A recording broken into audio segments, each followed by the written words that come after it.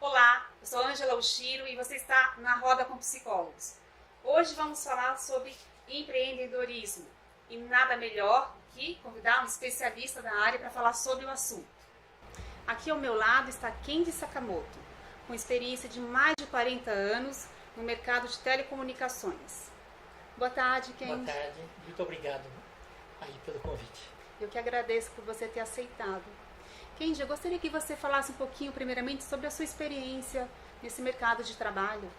Ok, eu estou no mercado aí há mais de 40 anos, engenheiro de telecomunicações, engenheiro elétrico, 5 pós-graduações em marketing, gestão empresarial, gestão e estratégia de negócios, metodologia didática e ensino superior e também psicopedagogia. Fiz um mestrado internacional em 2008 e um doutorado PhD em 2010. Tenho 17 livros escritos, esse ano deve sair pelo menos mais uns 9 por aí. Gostei muito dessa linha e é importante a gente buscar coisas novas, empreender. O que tem hoje diferente do mundo antigo? O mundo antigo, as empresas valiam tanto que as corporações tinham, por exemplo, de prédios, né, e um monte de coisas assim que enalteciam e davam corpo à estrutura. Depois, no final dos anos 90, a empresa passou a valer pela marca. Certo. Então, a marca Coca-Cola, por exemplo, vale mais do que todas as fábricas que ela tem. E depois, nesse novo milênio, né, o mundo todo é diferente. Hoje, por exemplo, a maior empresa de filmes do mundo não tem um DVD, que é o Netflix. A maior frota de veículos do mundo não tem um carro, né, que é o Uber. A maior empresa de conhecimento do mundo não tem um dicionário físico, okay? Que aí é o Google. Né? Certo. Então a gente olha assim, pelo Facebook, você vê, daqui a pouco o WhatsApp fica a maior empresa de telefonia do mundo sem ter nada de equipamento telefônico, né? Tudo no mundo de dados. Todas essas coisas fazem com que a gente tenha que pensar o seguinte: parar de pensar do modo tradicional, né? Sair da caixa, certo? E ver que esse mundo novo dos aplicativos é realmente que vale. Só que para isso nós temos que voltar um pouquinho pensando o seguinte: teve uma época em que o pessoal só trabalhava de dia e dormia de noite. Sim. Mas falaram, não, a gente precisa aproveitar um pouquinho a noite. Então eles começavam a colocar tochas nas ruas para deixar iluminado, pelo menos para que as pessoas passassem. E também lampiões dentro de casa. E aí Thomas Edison teve uma ideia brilhante, né, e fez uma inovação daquilo que transformou a luz elétrica que nós temos até hoje. Posteriormente, outra inovação. Então, da lâmpada incandescente nós tivemos a fluorescente, agora nós temos a lâmpada LED e sempre teremos novas inovações. Tá? Todas essas coisas assim tem que pensar. E o pensamento humano?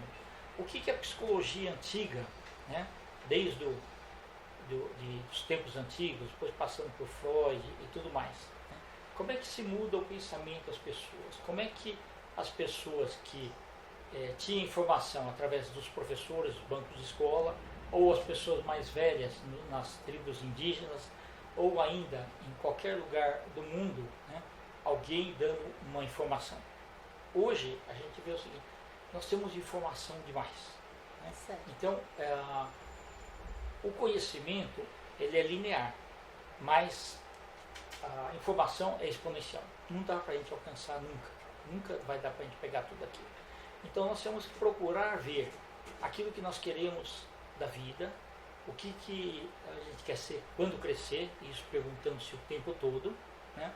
E buscar inovações que nos façam empreender para buscar dinheiro e para fazer as pessoas mais felizes. E para isso o céu é o limite. Quem é o empreendedor hoje? Todo empreendedor hoje é aquele que ele pega uma ideia, tá? E procura transformar em ações. Só que só isso parece retórica. O empreendedor mesmo é aquele que faz conta. Então a gente olha, um monte de gente sai da empresa ou é desligado, ele fala, eu vou comprar uma franquia. primeiro, ele não estudou aquilo, ele não fez um benchmark de como aquele mercado funciona. Ele muitas vezes ele era consumidor e achava que gostava daquilo e não dá certo. Então o empreendedor mesmo faz conta, ele tem visão de longo prazo. Ele vai olhar quanto que ele tem de investimento, quanto que ele precisa colocar lá, quanto sobra para ele. Certo. Se aquilo retornar dali 3, 4 anos, como é que ele sobrevive aquilo, certo? E tem que ter plano A, tem que ter plano B, tem que ter plano C. Tá? O empreendedor, ele tem que ver uma ideia, né, se apaixonar por aquela ideia, ter um lastro. Ele não pode ser só assim, eu vou de cara e coragem. Isso no tempo antigo dava certo. Então você fala, eu quero montar uma padaria. Tudo bem, até os anos 80 dava certo. Quero montar um açougue. Dava certo. Hoje já não mais. Então, o consumidor mudou. Né? E o cliente também mudou. Então, a gente precisa acompanhar isso e ver. Quando a gente pensa assim, o que é empreendedor? Não é só aquele que quer trabalhar por conta. É aquele que ele vê ali na frente alguma coisa palpável. Vê uma oportunidade? Seria uma oportunidade também? Oportunidade a gente tem de tudo quanto é jeito. Porque assim, muitas vezes a pessoa fala em sorte. Sorte para mim é oportunidade mais o preparo. Certo. Tá? Então, muitas vezes meus alunos perguntam assim, professor, mas eu acho que eu não tenho sorte. Eu não. Existem vagas aí, por exemplo, para ganhar 15 mil por mês. Tá? Tem que ter o superior completo. Sim. Só que, por exemplo, tem que ser bom em ler e escrever em mandarim. Aí você vê, ninguém da classe está preparado. Né? Hoje é um mundo globalizado. Então, um outro idioma, inglês, espanhol e tudo mais, é fundamental. Só que não pode ser só aquele de cumprimentar e tudo mais. Não, tem que saber ler, tem que escrever, tem que estar apto a fazer palestras, tem que colocar o rosto para bater. Né? Ele não pode ser só retaguarda. O empreendedor mesmo, ele não fica nos bastidores, ele vai na linha de frente, olha tudo que está acontecendo, traça uma estratégia, muda táticas que forem necessárias e busca alternativas para ganhar a batalha. Isso seria o psicólogo ou um recém-formado que acaba de sair da faculdade. Às vezes ele não quer atuar nem em hospital, nem organizacional, ele quer montar um consultório ou uma clínica, né, que é uma equipe multidisciplinar. Qual seria o caminho, então, se ele não teve essa disciplina na graduação? Ele pode não ter tido essa disciplina, mas hoje ele tem na internet, ele tem vários livros, ele tem amigos também que pode buscar. Que uma coisa é o seguinte, o quanto ele se preparou durante a faculdade. Por exemplo, ele termina o curso e fala assim, eu vou montar um consultório. Aonde que é? Em tal bairro. Ele tem que ver o seguinte, a logística da casa dele até o local, se ele sempre vai chegar no horário, porque muitas vezes fica assim, eu não vi que aquilo era longe e que tem que pegar marginal e tudo mais, e todo dia começa a chegar atrasado, ele começa a perder clientes também. Sim. Tá? Então, experiência em logística ele precisa ter, ele precisa saber cuidar dos horários, fidelizar os clientes, e não é ele que tem que falar que é bom, é o cliente dele que tem que indicar outros clientes. Aí sim, realmente ele vai estar ciente que ele é bom. Não adianta a quantidade de certificados pendurados na parede. Né? Vai valer assim, o quanto de confiança ele transmite para que aquelas pessoas possam recomendá-lo a outros clientes. Entendi. E a sua empresa presta assessoria a esse tipo de profissional, Kennedy? Eu tenho uma consultoria voltada a projetos. Só que quando fala projetos, principalmente da área de atendimento ao cliente, a partir dos relatórios do atendimento ao cliente, a gente sabe quais os problemas que a empresa está enfrentando. E vale para qualquer ciclo, pode ser, por exemplo, consultório dentário, pode ser consultórios de psicologia. Você precisa saber o seguinte, a mensagem que ele está passando, ou via Facebook, ou por flyer, ou por propaganda, se ela está sendo bem receptiva e se está tendo realmente o grande resultado necessário. Tá? Nesse mundo de hoje, a pessoa precisa se mostrar de frente e ganhar a confiança de todas as pessoas. Como está o mercado para esse público? A área da saúde, em especial? Olha, a área da saúde em especial, está em alta. Porque todos os hospitais não estão bons, nem financeiramente e nem com o quadro clínico. Sim. Só que os convênios aumentaram muito os custos. E o pessoal foi migrando então para outras alternativas também. Você vê que hoje ele está deixando a parte médica muitas vezes bem na lista de prioridades para depois. E aí existe uma grande oportunidade na prevenção. Então os psicólogos podem atuar na prevenção. Tá? Sempre assim. Orientar a saúde das pessoas, como é que elas devem, que elas não devem absorver para si, o grau de assimilação das coisas tem que ser contido, senão vai poder ter uma úlcera, uma gastrite, aí muito rápido, né? E mesmo profissional, eu conheço algumas psicólogas recém-formadas, elas estão, quando o cliente começa a chorar lá, chora junto também. Então tem que saber, né, permear. Saber separar o que é dela do que é do outro. Exatamente, né? Senão a coisa não funciona.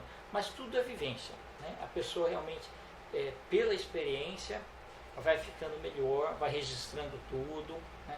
Vai ganhando confiança e sempre participando de congressos, sempre participando de cursos, palestras e sempre estar em contato com pessoas melhores do que elas profissionalmente. Uhum. No caso, quando você traz essa questão de a saúde está em alta, mas assim, a gente observa que há psicólogos que acabam de se formar e eles conseguem uma boa clientela, conseguem se colocar no mercado. Tem psicólogos, como você mesma colocou aqui, tem um consultório bem equipado, porém não tem pacientes. Eles sofrem por isso também, né? Então a gente lembra muito do Bruno no Marketing para Psicólogos, que é um excelente profissional que está aí na área, está incentivando, está trabalhando, está orientando. Você, do seu ponto de vista, como que você vê isso? Você acha que é a questão da divulgação que não está sendo direcionada? Não sou. Onde que está o erro aí, Kendi? Eu vejo assim, o segredo de tudo é relacionamento. Ou seja, se durante a época em que fez fundamental, médio, a graduação, ou pós-graduação e tudo mais, a pessoa conseguir angariar um monte de amigos, né? Profissionais também, de todas as naturezas, participar de congressos, participar de palestras, nessa época mesmo, tá? Realmente dar a cara para bater, mesmo que falasse, eu fui convidado para uma mesa lá para debater tal assunto, mas eu acho que não domino, então eu declinei. Não, deveria ter ido, entendeu? Combina-se antes e tudo mais, tá? Ninguém é obrigado a saber de tudo, né? Então, se as pessoas, quanto mais elas estiverem preparadas, que é assim, o segredo de chegar na montanha é degrau por degrau. Sim. Começa com o primeiro passo, tá? Eu mesmo, quando eu fui executivo de grandes corporações, eu comecei todas as palestras que me convidaram, gratuitas ou não, eu fui. Me preparei ali e fui. Palestras nacionais, internacionais, e isso foi me abrindo portas e portas. Tanto é que, por exemplo, grande parte de relacionamento. Eu tenho 2 perfis no Face com 5 mil, não cabe mais, infelizmente. Né? Então, de vez em quando a gente vai tirando algum e colocando. Né? E todo dia eu vejo que hoje as redes sociais são realmente algo fantástico. Então, o profissional ele deve colocar algumas coisas que façam sentido para os potenciais leitores, escrever para jornais locais de bairros, escrever tudo que ele puder ter visibilidade, ele precisa ter. Não pode ser aquele assim, vou abrir o consultório, vou esperar que alguém venha até aqui. É igual um restaurante. Hoje o profissional de psicologia é igual um restaurante. Ou um barzinho. Você abriu ali, todo bonitinho, todo equipado, achando que vem cliente. Não vem. Você tem que ter um chamariz. E muitas vezes tem no que ter seu conteúdo, caso, né? Conteúdo, exatamente. E para vocês que estão nos assistindo, às vezes devem se perguntar, como que eu faço para escrever um livro, né? Tem muito psicólogo que pensa, vou me formar, vou atuar, futuramente vou escrever um livro. Aí o Kendi está aqui para falar exatamente sobre esse assunto, né, Kendi, também? Perfeito. Pessoal, eu nunca tive a pretensão de ter uma editora, mas quando eu tive um livro meu pronto, há 12 anos atrás, eu fui conversar com uma editora e eles deram uma esnobada. Eu não gostei. Achei que é difícil realmente publicar livro no Brasil. Então eu criei uma metodologia que consigo publicar a partir de 100 exemplares e um custo muito baixo. Por exemplo, eu como editora ganho R$2 por exemplar. Né? Não dá lucro, mas na verdade que eu ajudo a viabilizar uma obra. Então tem autores, por exemplo, que fizeram 6, 7 livros comigo e eles não iam publicar nenhum. Tá? Então a gente pode pegar, por exemplo, 5 profissionais, cada um escreve 20 páginas, dá um livro de 150 páginas depois em formato livro. Tá? E todas as condições muito fáceis, um lançamento e tudo mais, para fazer com que você tenha uma visibilidade maior. E um livro é um filho, ele realmente dá um credenciamento bom. E as pessoas devem se perguntar como que é feita a divulgação do livro, né, Kendi, também? Muitas vezes assim, a divulgação do livro também tem que ser do próprio profissionais. Na parte da rede de amigos e tudo, família, né, para ajudar a fazer a divulgação. Então se a gente for fazer numa livraria, é lógico que a livraria vai colocar no site e tudo mais, mas muitas vezes vai depender do próprio profissional que está escrevendo a obra mesmo. Tá?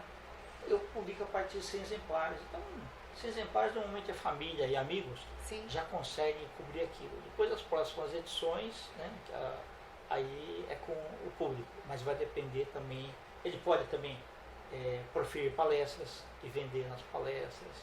Então meios tem bastante. Se ele estiver lecionando, por exemplo, em alguma faculdade, ele leva os livros também e vende para os alunos.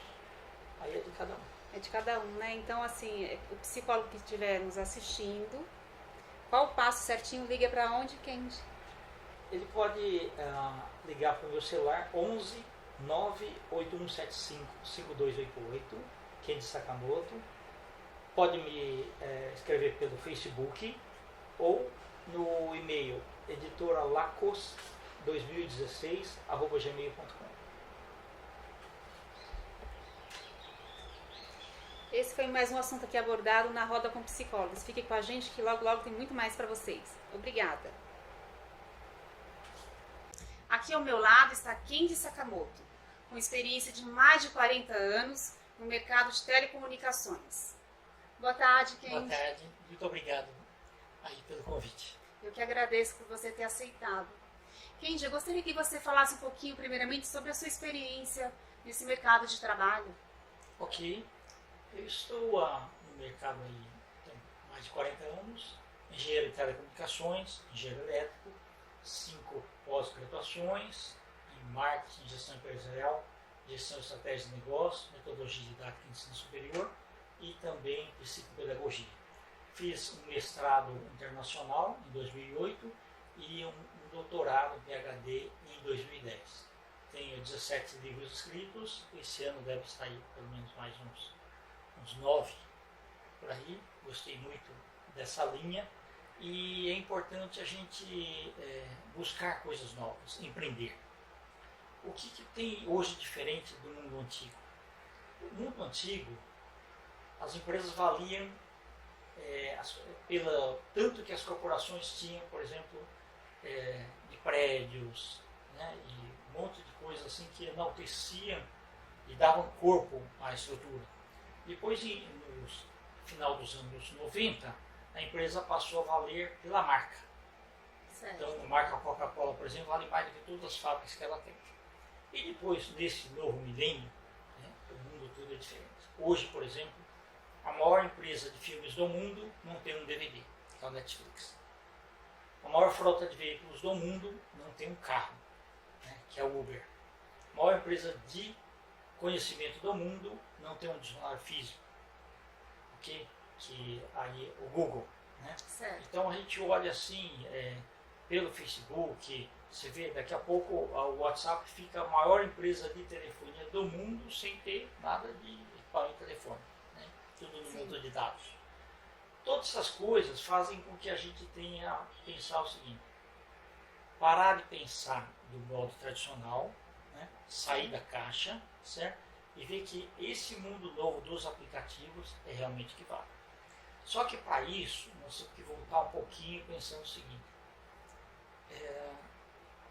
Teve uma época em que pessoal só trabalhava de dia e dormia de noite. Sim. Mas falaram, não, a gente precisa aproveitar um pouquinho a noite. Então eles começavam a colocar tochas nas ruas para deixar iluminado, pelo menos para que as pessoas passassem. E também lampiões dentro de casa. E aí Thomas Edison teve uma ideia brilhante, né, e fez uma inovação daquilo que transformou a luz elétrica que nós temos até hoje. Posteriormente, outra inovação. Então, da lâmpada incandescente, nós tivemos a fluorescente, agora nós temos a lâmpada LED e sempre teremos novas inovações. Tá? Todas essas coisas assim, tem que pensar. E o pensamento humano? O que a psicologia antiga, né, desde dos tempos antigos, depois passando por Freud e tudo mais, né? Como é que se muda o pensamento das pessoas? Como é que as pessoas que tinham informação através dos professores, dos bancos de escola, ou as pessoas mais velhas nas tribos indígenas, ou ainda em qualquer lugar do mundo, né, alguém dando uma informação. Hoje a gente vê o seguinte, nós temos informação demais. Né? Então, o conhecimento ele é linear, mas a informação é exponencial. Não dá para a gente alcançar nunca. Nunca vai dar para a gente pegar tudo aquilo. Então nós temos que procurar ver aquilo que nós queremos da vida, o que a gente quer ser quando crescer, isso perguntando-se o tempo todo, né? E buscar inovações que nos façam empreender para buscar dinheiro e para fazer as pessoas mais felizes. E, para isso, o céu é o limite. Quem é o empreendedor hoje?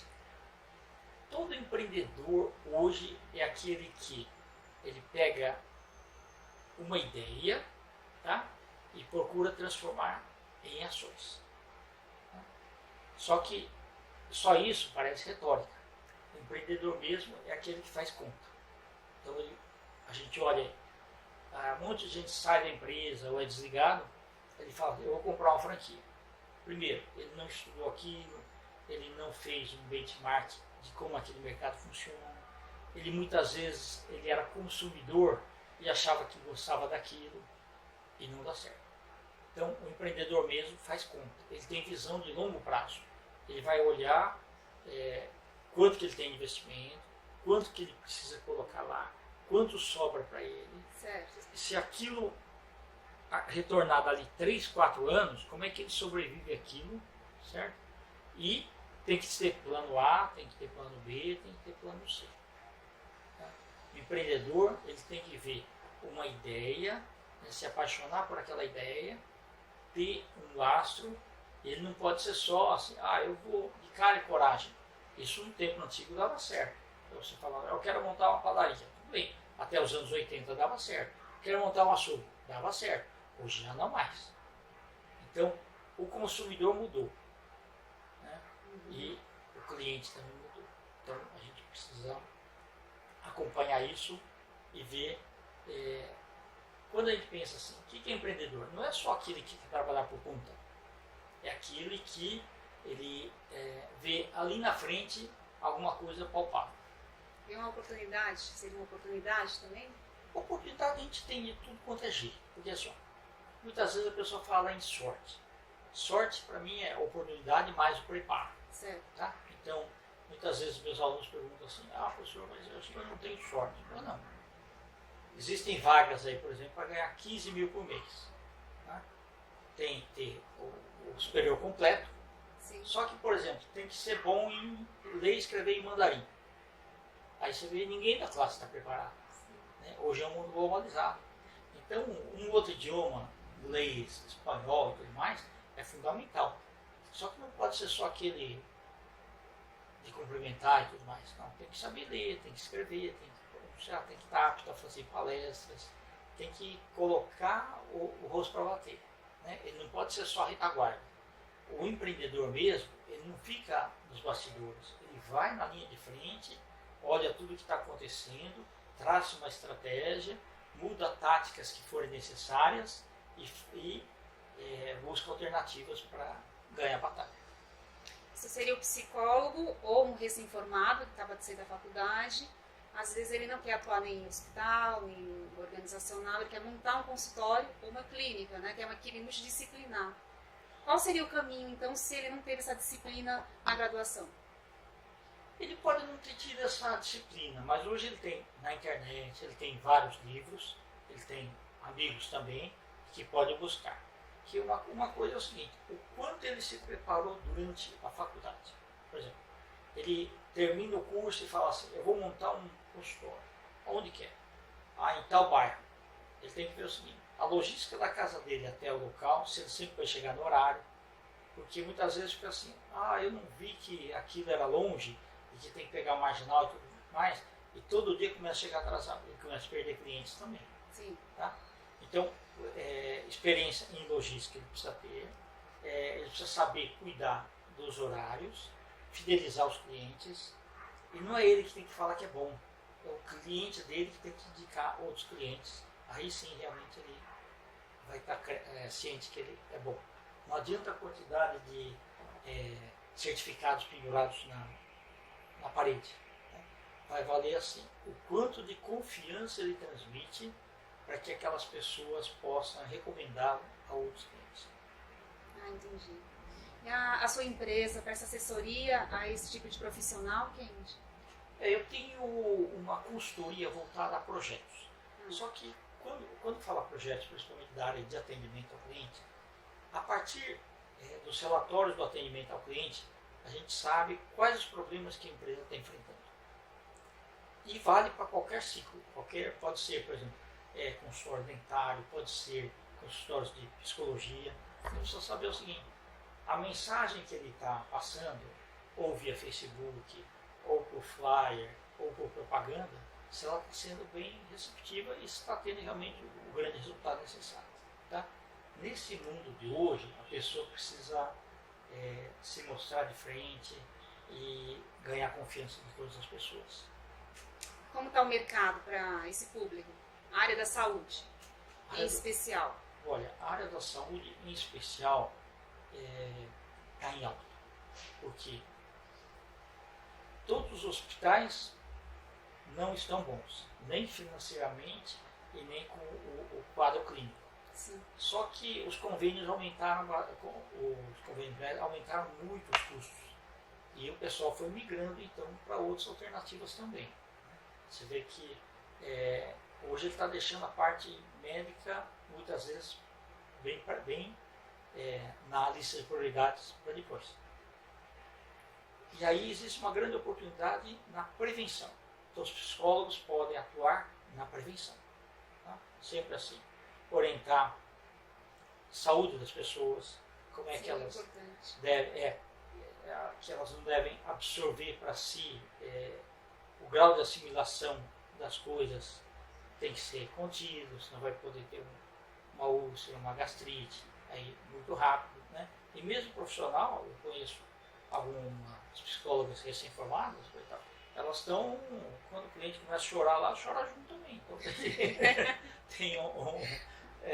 tem que saber, né, permear saber separar o que é dela do que é do outro. Exatamente, né? Senão a coisa não funciona. Mas tudo é vivência. Né? A pessoa realmente, pela experiência, vai ficando melhor, vai registrando tudo, né? Vai ganhando confiança e sempre participando de congressos, sempre participando de cursos, palestras e sempre estar em contato com pessoas melhores do que elas profissionalmente. Uhum. No caso, quando você traz essa questão de a saúde está em alta, mas assim, a gente observa que há psicólogos que acabam de se formar e eles conseguem uma boa clientela, conseguem se colocar no mercado. Tem psicólogos que, como você mesmo colocou aqui, tem um consultório bem equipado, porém não tem pacientes. Eles sofrem por isso também, né? Então a gente lembra muito do Bruno, no marketing para psicólogos, é um excelente profissional que está aí na área, está incentivando, está trabalhando, está orientando. Você, do seu ponto de vista, como que você vê isso? Você acha que é a questão da divulgação que não está sendo direcionada? Onde que está o erro aí, Kendi? Eu vejo assim, o segredo de tudo é relacionamento. Ou seja, se durante a época em que fez fundamental, médio, a graduação, ou pós-graduação e tudo mais, a pessoa conseguir angariar um monte de amigos, né, profissionais também, de todas as naturezas, participar de congressos, participar de palestras, nessa época mesmo, tá? Realmente dar a cara para bater, mesmo que fala assim, olha, eu fui convidado a uma mesa lá para debater tal assunto, mas eu acho que eu não domino, então eu declinei. Não, ela deveria ter ido, entendeu? Combina-se antes e tudo mais, tá? Ninguém é obrigado a saber de tudo, né?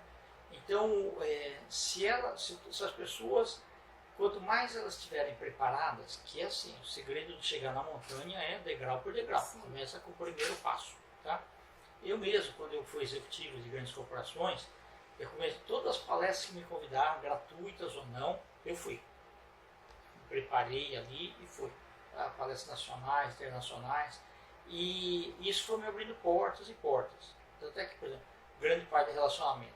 Eu tenho 2 perfis no Face com 5 mil. Não cabe mais, infelizmente. Né? Então, de vez em quando a gente vai tirando algum e colocando. Né? E todo dia eu vejo que hoje as redes sociais são realmente algo fantástico. Então, o profissional ele deve colocar algumas coisas que façam sentido para os potenciais leitores, escrever para jornais locais de bairros, escrever tudo que ele puder ter visibilidade, ele precisa ter. Não pode ser aquele assim, vou abrir o consultório, vou esperar que alguém venha até aqui. É igual um restaurante. Hoje, o profissional de psicologia é igual um restaurante. Ou um barzinho. Você abriu ali, todo bonitinho, todo equipado, achando que vem cliente. Não vem. Você tem que ter um chamariz. E muitas vezes tem no que ter seu conteúdo, caso, né? Conteúdo, exatamente. E para vocês que estão nos assistindo, às vezes devem se perguntar, como que eu faço para escrever um livro, né? Tem muito psicólogo que pensa, vou me formar, vou atuar, futuramente vou escrever um livro. Aí o Kendi está aqui para falar exatamente sobre esse assunto, né, Kendi, também? Perfeito. Pessoal, eu nunca tive a pretensão de ter uma editora, mas quando eu tive um livro meu pronto, há 12 anos atrás, eu fui conversar com uma editora e eles deram uma esnobada. Eu não gostei, achei que é difícil realmente publicar livro no Brasil. Então eu criei uma metodologia que consigo publicar a partir de 100 exemplares e um custo muito baixo. Por exemplo, eu como editora ganho R$2 por exemplar. Né? Não dá lucro, mas na verdade que eu ajudo a viabilizar uma obra. Então tem autores, por exemplo, que fizeram 6, 7 livros comigo e eles não iam publicar nenhum. Tá? Então a gente pode pegar, por exemplo, 5 profissionais, cada um escreve 20 páginas, dá um livro de 150 páginas depois em formato livro. Tá? E todas as condições muito fáceis, lançamentos e tudo mais, para fazer com que você tenha uma visibilidade maior. E um livro é um filho. Ele realmente dá um credenciamento bom. E as pessoas devem se perguntar como que é feita a divulgação do livro, né, Kendi, também? Muitas vezes assim, a divulgação do livro também tem que ser do próprio profissionais. Na parte da rede de amigos e da família, né, para ajudar a fazer a divulgação. Então, se a gente for fazer numa livraria, é lógico que a livraria vai colocar no site e tudo mais, mas muitas vezes vai depender do próprio profissional que está escrevendo a obra mesmo. Tá? Eu publico a partir de 100 exemplares, então 100 exemplares normalmente a família e amigos já conseguem cobrir aquilo. Depois das próximas edições, né, aí é com o público, mas vai depender também, ele pode também proferir palestras e vender nas palestras. Então meios tem bastante. Se ele estiver lecionando, por exemplo, em alguma faculdade, ele leva os livros também e vende para os alunos. Aí é de cada um. É de cada um, né? Então, assim, o psicólogo que estiver nos assistindo, qual o passo certinho? Liga para onde, Kendi? Ele pode ligar para o meu celular 11 98175 5288, Kendi Sakamoto. Pode me escrever pelo Facebook ou no e-mail editoralacos2016@gmail.com. Esse foi mais um assunto aqui abordado na Roda com Psicólogos. Fiquem com a gente que logo, logo tem muito mais para vocês. Obrigada.